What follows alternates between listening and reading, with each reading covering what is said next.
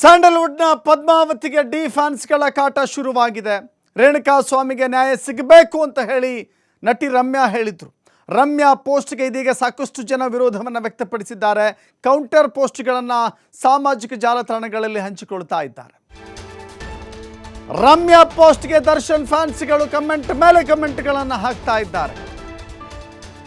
ದರ್ಶನ್ ಅಭಿಮಾನಿಗಳ ಹೆಸರಲ್ಲಿ ಅಶ್ಲೀಲ ಕೆಟ್ಟ ಪದಗಳ ಪ್ರಯೋಗ ಅಲ್ಲಿ ಆಗ್ತಾ ಇದೆ. ರಮ್ಯಾ ವಿರುದ್ಧ ಅಶ್ಲೀಲ ಪದಗಳ ಬಳಸಿ ಕಾಮೆಂಟ್ ಹಾಕಲಾಗ್ತಾ ಇದೆ. ಬ್ಯಾಡ್ ಕಾಮೆಂಟ್ಗಳ ಸ್ಕ್ರೀನ್ಶಾಟ್ಗಳನ್ನು ತೆಗೆದುಕೊಂಡು ರಮ್ಯಾ ಕಿಡಿಕಾರ್ತಾ ಇದ್ದಾರೆ. ಚಿತ್ರದುರ್ಗದ ರೇಣುಕಾ ಸ್ವಾಮಿ ಕಳಿಸಿದ ಮೆಸೇಜ್ಗೂ ದರ್ಶನ್ ಫ್ಯಾನ್ಸ್ ಕಳಿಸ್ತಾ ಇರುವಂಥ ಮೆಸೇಜ್ಗೂ ವ್ಯತ್ಯಾಸ ಏನಿದೆ ಅಂತ ಕೇಳ್ತಾ ಇದ್ದಾರೆ ರಮ್ಯಾ. ಕೆಟ್ಟ ಕಮೆಂಟ್ಗಳ ವಿರುದ್ಧ ನಟಿ ರಮ್ಯಾ ಕೆಂಡಾಮಂಡಲವಾಗಿದ್ದಾರೆ. ಮಾತ್ರವಲ್ಲ, ಸೈಬರ್ ಕ್ರೈಮ್ ಪೊಲೀಸರಿಗೆ ದೂರು ಕೊಡಲಿಕ್ಕೆ ಮುಂದಾಗ್ತಾ ಇದ್ದಾರೆ. ಕಾನೂನು ಹೋರಾಟಕ್ಕೆ ಮುಂದಾಗ್ತಾ ಇದ್ದಾರೆ ಮೋಹಕ ತಾರೆ ರಮ್ಯಾ. ಹಾಗಾದರೆ ನಟಿ ರಮ್ಯಾಗೆ ಕೌಂಟರ್ ಕೊಟ್ಟ ದರ್ಶನ್ ಪತ್ನಿ. ಬುದ್ಧಿವಂತರನ್ನ ಮೌನದಿಂದ ಗುರುತಿಸಬಹುದು, ಮೂರ್ಖರನ್ನ ಮಾತಿನಿಂದ ಗುರುತಿಸಬಹುದು. ಇನ್ಸ್ಟಾಗ್ರಾಮ್ನಲ್ಲಿ ಸ್ಟೋರಿ ಹಾಕಿದ್ದಾರೆ ದರ್ಶನ್ ಪತ್ನಿ ವಿಜಯಲಕ್ಷ್ಮಿ. ಇತ್ತ ನಟ ದರ್ಶನ್ ಪರ ನಟಿ ರಕ್ಷಿತಾ ಪ್ರೇಮ್ ಕೂಡ ಬ್ಯಾಟಿಂಗ್ ಮಾಡಿದ್ದಾರೆ. ದರ್ಶನ್ ಪರ ಬ್ಯಾಟ್ ಬೀಸಿದ್ದಾರೆ ರಕ್ಷಿತಾ. ರಮ್ಯಾ ವಿರುದ್ಧ ಕಮೆಂಟ್ ಹಾಕಿದ್ದಾರೆ ಅಥವಾ ಪೋಸ್ಟ್ ಹಾಕಿದ್ದಾರೆ.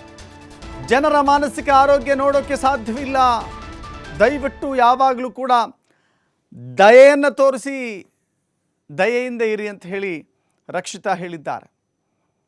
ದರ್ಶನ್ ಅವರ ವಿಚಾರದಲ್ಲಿ ನಟಿ ರಮ್ಯಾ ರೇಣುಕಾ ಸ್ವಾಮಿಗೆ ನ್ಯಾಯ ಸಿಗಬೇಕು ಅಂತ ಹೇಳಿ ಹಾಕಿದ್ದಕ್ಕೆ ಇದೆಲ್ಲವೂ ಕೂಡ ಬೆಳವಣಿಗೆ ನಡೀತಾ ಇದೆ. ರಮ್ಯಾ ಪರವಾಗಿ ನಿಂತಿದ್ದಾರೆ ಮಹಿಳಾ ಆಯೋಗದ ಅಧ್ಯಕ್ಷೆ ನಾಗಲಕ್ಷ್ಮಿ ಚೌಧರಿ. ಪೊಲೀಸ್ ಆಯುಕ್ತರಿಗೆ ನಾಗಲಕ್ಷ್ಮಿ ಚೌಧರಿ ಪತ್ರವನ್ನು ಬರೆದಿದ್ದಾರೆ. ಸಾಮಾಜಿಕ ಜಾಲತಾಣದಲ್ಲಿ ಅಸಭ್ಯವಾಗಿ ಮೆಸೇಜ್ಗಳನ್ನು ಮಾಡ್ತಾ ಇದ್ದಾರಲ್ಲ, ಅದರ ಕುರಿತಾಗಿ ಪತ್ರ ಇದೆ. ಮಹಿಳೆಯರ ಸ್ಥಾನಮಾನಕ್ಕೆ ಧಕ್ಕೆ ಆಗ್ತಾ ಇದೆ, ಕೂಡಲೇ ಇದನ್ನು ಸರಿಪಡಿಸಬೇಕು ಅಂತ ಹೇಳಿ ಪತ್ರವನ್ನು ಬರೆದಿದ್ದಾರೆ. ನಿಜಕ್ಕೂ ಕೂಡ ಇದು ಸಾಮಾಜಿಕ ಜಾಲತಾಣದಲ್ಲಿ ಇವತ್ತಿನ ಮಟ್ಟಿಗೆ ಕರ್ನಾಟಕದಲ್ಲಿ ಕಮೆಂಟ್ಗಳ ಮೇಲೆ ಕಮೆಂಟ್ಗಳು, ಪೋಸ್ಟರ್ಗಳ ಮೇಲೆ ಪೋಸ್ಟರ್ಗಳನ್ನು ಹಾಕಿಸಿಕೊಳ್ಳಲಾಗ್ತಾ ಇದೆ. ಒಂದು ಕಡೆ ರಮ್ಯಾ ಶುರು ಮಾಡಿದ ಪೋಸ್ಟ್, ಆ ನಂತರದಲ್ಲಿ ಅದಕ್ಕೆ ಕೌಂಟರ್ ಎಂಬ ರೀತಿಯಲ್ಲಿ ನಟಿ ರಕ್ಷಿತಾ, ಮತ್ತೊಂದು ಕೌಂಟರ್ ರೀತಿಯಲ್ಲಿ ದರ್ಶನ್ ಪತ್ನಿ ವಿಜಯಲಕ್ಷ್ಮಿ ಪೋಸ್ಟ್ ಹಾಕಿದ್ದಾರೆ. ಕೇವಲ ತಾರೆಗಳ ನಡುವಿನ ಫೈಟ್ ಅಂತ ನೋಡಿದ್ರೆ ಇಲ್ಲ, ದರ್ಶನ್ ಅಭಿಮಾನಿಗಳು ಸುಮ್ಮನೆ ಕೂತಿಲ್ಲ. ದರ್ಶನ್ ಅಭಿಮಾನಿಗಳು ಕೂಡ ಇದರ ಬಗ್ಗೆ ಕಮೆಂಟ್ ಆಗ್ತಾ ಇದ್ದಾರೆ.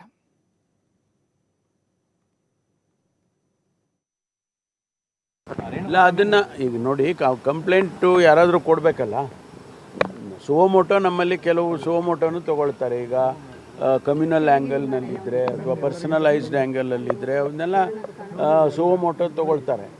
ಅದನ್ನು ಕೂಡ ಮಾನಿಟ್ರ್ ಮಾಡಿ ಅಂಥದ್ದೇನಾದರೂ ಇದ್ದರೆ ಅದನ್ನು ಮಾಡೋದಕ್ಕೆ ಪೊಲೀಸ್ನವರು ತೊಗೊಳ್ತಾರೆ. ಆದರೆ ಕಂಪ್ಲೇಂಟ್ಸ್ ಏನಾದರೂ ಬಂದರೆ ಅದನ್ನು ಇನ್ನೂ ಸೀರಿಯಸ್ ಆಗಿ ಮಾಡ್ತಾರೆ. ಇಲ್ಲ, ಅದನ್ನು ಈಗ ನೋಡಿ, ಕಂಪ್ಲೇಂಟು ಯಾರಾದರೂ ಕೊಡಬೇಕಲ್ಲ. ಸುವೋಮೋಟೋ ನಮ್ಮಲ್ಲಿ ಕೆಲವು ಸುವೋಮೋಟೋನು ತೊಗೊಳ್ತಾರೆ. ಈಗ ಕಮ್ಯುನಲ್ ಆ್ಯಂಗಲ್ನಲ್ಲಿದ್ದರೆ ಅಥವಾ ಪರ್ಸನಲೈಸ್ಡ್ ಆ್ಯಂಗಲಲ್ಲಿದ್ದರೆ ಅವನ್ನೆಲ್ಲ ಸುವೋಮೋಟೋ ತೊಗೊಳ್ತಾರೆ. ಅದನ್ನು ಕೂಡ ಮತ್ತಷ್ಟು ಮಾಹಿತಿ ನಮ್ಮ ಪ್ರತಿನಿಧಿ ರಮೇಶ್ ನೀಡ್ತಾರೆ. ರಮೇಶ್, ಗಮನಿಸ್ತಾ ಇದ್ದೀವಿ, ನಟಿ ರಮ್ಯಾ ಹಾಕಿದಂಥ ಒಂದು ಪೋಸ್ಟ್ ಒಂದು ರೀತಿ ಹಲ್ಚಲ್ ಸೃಷ್ಟಿ ಮಾಡಿದೆ. ಇದು ತಾರೆಯರ ನಡುವಿನ ಫೈಟ್ ಮಾತ್ರ ಆಗಿ ಉಳಿದಿಲ್ಲ, ಅಭಿಮಾನಿಗಳ ನಡುವೆಯೂ ಕೂಡ ಈ ಸಬ್ಜೆಕ್ಟ್ ಬಂದು ಹೋಗಿದೆ. ಅನೇಕ ರೀತಿಯ ಕಮೆಂಟ್ಗಳು ಗೊತ್ತಿದೆ. ಸಾಮಾಜಿಕ ಜಾಲತಾಣದಲ್ಲಿ ಒಂದು ವಿಷಯ ಹೇಗೆಲ್ಲ ರೀತಿಯ ಆಯಾಮಗಳನ್ನು ಪಡೆದುಕೊಳ್ಳುತ್ತೆ, ಒಬ್ಬೊಬ್ಬ ವ್ಯಕ್ತಿ ಅದನ್ನು ಹೇಗೆ ವಿಶ್ಲೇಷಣೆ ಮಾಡ್ತಾನೆ ಅಂಥೇಳಿ, ಇದಕ್ಕೆ ಫುಲ್ ಸ್ಟಾಪ್ ಯಾವಾಗ ಬೀಳುತ್ತೆ, ನಿಜಕ್ಕೂ ಕೂಡ ಈ ಪ್ರಕರಣದಲ್ಲಿ ಕಂಪ್ಲೇಂಟ್ಗಳು ದಾಖಲಾಗುತ್ತಾ, ಮುಂದಿನ ಕಾನೂನು ಪ್ರಕ್ರಿಯೆಗಳು ಹೇಗೆ ನಡೆಯುತ್ತೆ? ಎಸ್ ದಶರಥ್, ನೀವು ಹೇಳಿದಾಗೆ ನಿನ್ನೆಯಿಂದ ಕೂಡ ಕರ್ನಾಟಕದಲ್ಲಿ ಒಂದು ವಿಷಯ, ರಮ್ಯಾ ಅವರು ಮಾಡಿರ್ತಕ್ಕಂಥ ಒಂದು ಪೋಸ್ಟ್ ವಿಚಾರ ಸಾಕಷ್ಟು ಚರ್ಚೆಗೆ, ಸಾಕಷ್ಟು ಒಂದು ವಿಚಾರಕ್ಕೆ ಕಾರಣವಾಗಿದೆ. ಪ್ರಮುಖವಾಗಿ ಗಮನಿಸಬೇಕಾಗಿರೋದು, ರಮ್ಯಾ ಅವರಿಗೆ ದರ್ಶನ್ ಅವರ ಅಭಿಮಾನಿಗಳು ಅಂತ ಹೇಳಿಕೊಂಡಂಥ ಕೆಲವೊಂದಿಷ್ಟು ಮಂದಿ ಅವರ ಸೋಷಿಯಲ್ ಮೀಡಿಯಾದಲ್ಲಿ ಅವರು ಹಾಕುವಂಥ ಪೋಸ್ಟ್ಗಳಿಗೆ ಏನು ಹೀನಾಮಾನವಾಗಿ ಬೈಯೋದು, ಕಿಟ್ಟ ಕೊಳಕ ಭಾಷೆಗಳನ್ನ ಬಳಸಿ ಕಾಮೆಂಟನ್ನು ಮಾಡೋದು, ಇದನ್ನು ಸಾಕಷ್ಟು ದಿನಗಳಿಂದ ಸಹಿಸಿಕೊಂಡಿದ್ದಂಥ ರಮ್ಯಾ ಅವರು ನಿನ್ನೆ ಇದಕ್ಕೊಂದು ಫುಲ್ ಸ್ಟಾಪ್ ಇಡಲೇಬೇಕು, ಈ ಒಂದು ಇವರ ಉಪಟಳವನ್ನು ತಡಿಲೇಬೇಕು ಅಂತ ನಿರ್ಧಾರ ತೆಗೆದುಕೊಂಡು ಅದಾದ ನಂತರ ಒಂದು ಪೋಸ್ಟನ್ನು ಮಾಡ್ತಾರೆ. ನೀವು ಹೆಣ್ಮಕ್ಳಿಗೆ ದ್ವೇಷವನ್ನು ಮಾಡಿಕೊಂಡು ಕೆಟ್ಟ ಕೊಳಕ ಪದಗಳನ್ನ ಬಳಸ್ತೀರಾ ನೀವು, ಹಾಗಾಗಿ ಇದು ನಾವು ಸುಮ್ಮನೆ ಬಿಡೋಕ್ಕಾಗೋದಿಲ್ಲ ಅಂತೇಳಿ ನಿನ್ನೆಯಿಂದಲೂ ಕೂಡ ಅವರು ಒಂದು ತೀರ್ಮಾನ ತೆಗೆದುಕೊಳ್ತಾರೆ.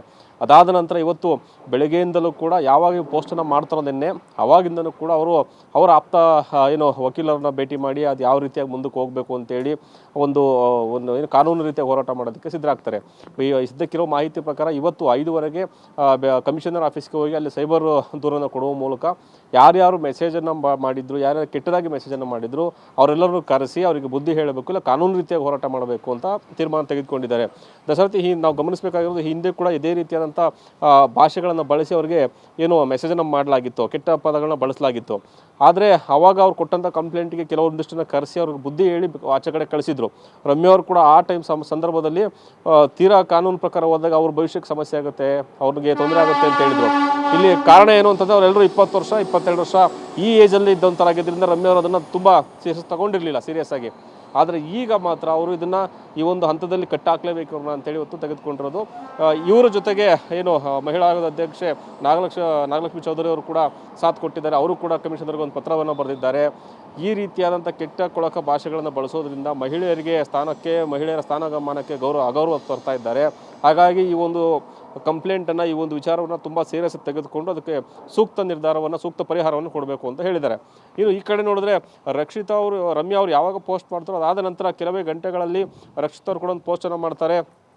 ಏನು ಅಭಿಮಾನಿಗಳ ಅಥವಾ ಜನರ ಮಾನಸಿಕ ಸ್ಥಿತಿಯನ್ನು ನಾವು ಸರಿ ಮಾಡಲಿಕ್ಕಾಗೋದಿಲ್ಲ, ಹಾಗಾಗಿ ದಯೆಯಿಂದ ಇರಬೇಕು ಅಂತ. ಯಾಕಂದರೆ ಇಷ್ಟು ದಿವಸ ಯಾವುದೇ ರೀತಿಯಾದ ಪೋಸ್ಟನ್ನು ಮಾಡಿರಲಿಲ್ಲ. ರಮ್ಯಾ ಅವರು ಯಾವಾಗ ಪೋಸ್ಟ್ ಮಾಡ್ತಾರೆ ಅದಾದ ಕೆಲವೇ ಗಂಟೆಗಳು ರಕ್ಷಿತಾ ಅವರು ಪೋಸ್ಟ್ ಮಾಡ್ತಾರೆ ಅಂತಂದರೆ ಇದನ್ನು ಕೌಂಟರ್ ಅಂತ ತೆಗೆದುಕೊಳ್ಬೋದಾ ಅಂತ ಒಂದಷ್ಟು ಚರ್ಚೆ ಉಂಟಾಗುತ್ತೆ. ಯಾಕಂತಂದರೆ ಏನು ದರ್ಶನ್ ಅಂತ ವಿಚಾರ ಅಂತ ಬಂದಾಗ ಕೆಲವೊಂದಷ್ಟು ಜನ ಅಲರ್ಟ್ ಆಗ್ತಾರೆ, ಆ ಟೀಮ್ಗಳು ರೆಡಿಯಾಗಿ ಹೋಗುತ್ತೆ. ಈ ರಮ್ಯಾ ಅವರ ಒಂದು ವಿಚಾರವನ್ನು ಯಾರೂ ಅಲ್ಲಿ ಮೆನ್ಷನ್ ಮಾಡ್ತಾ ಇಲ್ಲ. ಈಗ ನಮ್ಮ ಮನೆ ಅಥವಾ ಅವ್ರ ಮನೆಯಲ್ಲಿ ಹೆಣ್ಮಕ್ಳಿಗೆ ಆ ರೀತಿಯಾದ ಪದಗಳನ್ನ ಬಳಸಿ ಮೆಸೇಜ್ ಮಾಡಿದಾಗ ನಾವು ರಿಯಾಕ್ಟ್ ಮಾಡೋದು ಹೇಗೆ? ಇಲ್ಲಿ ಏನಾಗುತ್ತೆ ಅಂದರೆ ದರ್ಶನ್ ಅವ್ರ ವಿಚಾರ ಬಂದಾಗ ರಕ್ಷಿತಾ ಅವರು ಮೆಸೇಜ್ ಮಾಡ್ತಾರೆ, ಹಿಂದೆ ಕೂಡ ಅವ್ರನ್ನ ಭೇಟಿ ಮಾಡಿದ್ರು, ಓಕೆ, ಇದು ಕೌಂಟರ್ ಅಂತ ತೆಗೆದುಕೊಳ್ಳದೇ ಇದ್ದರೂ ಕೂಡ ದರ್ಶನ್ ಅವರ ಪರವಾಗಿ ಈ ಒಂದು ಸ್ಟೇಟ್ಮೆಂಟನ್ನು ಅವ್ರು ಹಾಕಿದ್ದಾರೆ, ಪೋಸ್ಟ್ ಮಾಡಿದ್ದಾರೆ ಅಂತಲೇ ಗಮನಿಸ್ಬೋದು. ಇದ್ರ ಜೊತೆಗೆ ದರ್ಶನ್ ಅವರ ಪತ್ನಿ ವಿಜಯಲಕ್ಷ್ಮಿ ಅವರು ಕೂಡ ಕಾನೂನು ಹೋರಾಟಕ್ಕೆ ಮುಂದಾಗಿದ್ದಾರೆ ಅಂತಕ್ಕಂಥದ್ದು ತಿಳಿದು ಬರ್ತಾ ಇದೆ. ಇಲ್ಲಿ ಪ್ರಮುಖವಾಗಿ ಗಮನಿಸಬೇಕಾಗಿರೋದು, ಇವರು ವಿಜಯಲಕ್ಷ್ಮಿ ಅವರು ಏನು ಮಾಡ್ತಾ ಇದ್ದಾರೆ, ಈ ದರ್ಶನ್ ಅವರ ವಿಚಾರ ಇನ್ನೂ ಸುಪ್ರೀಂ ಕೋರ್ಟ್ನಲ್ಲಿದೆ, ಅದು ಇತ್ಯರ್ಥ ಆಗಬೇಕು, ಕೋರ್ಟ್ ತೀರ್ಮಾನ ಮಾಡುತ್ತೆ, ಅಲ್ಲಿ ತಪ್ಪು ಯಾರು ಒಪ್ಪ್ಯಾರು ಅಂತ ತೀರ್ಮಾನ ಆಗುತ್ತೆ, ತಪ್ಪು ಮಾಡಿದರೆ ಸುಪ್ರೀಂ ಕೋರ್ಟ್ ಶಿಕ್ಷೆ ಕೊಡುತ್ತೆ, ಬೇಲ್ ಕ್ಯಾನ್ಸಲ್ ಆಗುತ್ತೆ. ಇವೆಲ್ಲ ಕೋರ್ಟಿನ ಅಡಿಯಲ್ಲಿ ಇರೋದ್ರಿಂದ, ಇನ್ನೂ ಅಲ್ಲೇ ಇತ್ಯರ್ಥ ಆಗದೇ ಇರೋದ್ರಿಂದ ನೀವೇ ಹೇಗಿದ್ದೀರಲ್ಲಿ ಡಿಸೈಡ್ ಮಾಡ್ತಿದ್ದೀರಿ, ಯಾವ ರೀತಿಯಾಗಿ ಇದನ್ನು ಆರೋಪ ಮಾಡ್ತಿದ್ದೀರಿ. ದರ್ಶನ್ ರೇಣುಕಾ ಸ್ವಾಮಿ ಕೊಲೆ ಆರೋಪದಲ್ಲಿ ಆರೋಪವನ್ನು ಹೊತ್ತಿದ್ದಾರೆ, ಆದರೆ ಅದ್ರ ಮಧ್ಯೆ ನೀವೆಲ್ಲ ಯಾಕೆ ಇದನ್ನು ಮಾಡ್ತಿದ್ದೀರಿ ಅಂತೇಳಿ ಸಾಕಷ್ಟು ಚರ್ಚೆಗಳು, ಗೊಂದಲಗಳು ಸೃಷ್ಟಿಯಾಗಿದೆ. ಇವತ್ತು ರಮ್ಯಾ ಅವರು ಏನು ಕಮಿಷನರ್ ಆಫೀಸಿಗೆ ಬಂದು ಅಲ್ಲಿ ಕೊಡುವ ಕಂಪ್ಲೇಂಟ್ ಮೇಲೆ, ಅಲ್ಲಿ ಆಗುವ FIR ಮೇಲೆ ಇಲ್ಲಿರತಕ್ಕಂಥ ಒಂದಷ್ಟು ಗೊಂದಲಕ್ಕೆ ತೆರೆ ಬೀಳುವ ಸಾಧ್ಯತೆಗಳಿದೆ. ದಶರಥ್, ಥ್ಯಾಂಕ್ ಯು ರಮೇಶ್, ನಿಮ್ಮೆಲ್ಲ ಮಾಹಿತಿಗೆ.